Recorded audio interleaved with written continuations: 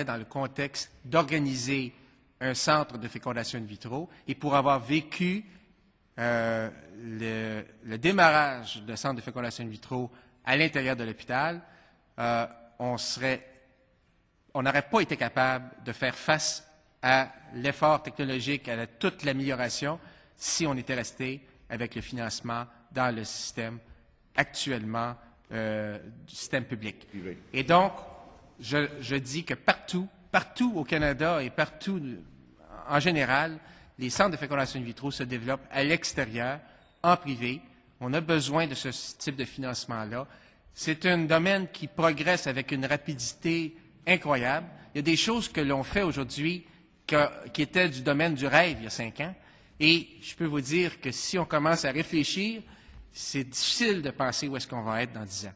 C'est incroyable comment que ça progresse. Et pour se maintenir au niveau, on doit avoir les ressources, la capacité de bouger que le système public ne nous permet pas. Je peux vous dire que, par exemple, dans ma clinique, lorsqu'on a besoin d'un nouvel appareil, bien, on se réunit et puis en une soirée, on prend la décision et la semaine après, on a l'appareil.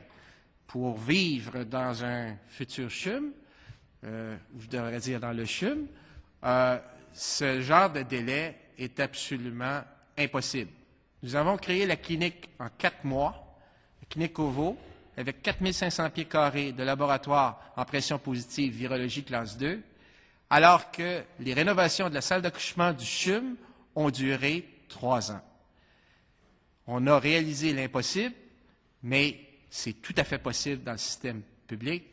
C'est impossible de réaliser ce type de développement et malheureusement, on n'a pas d'autre choix.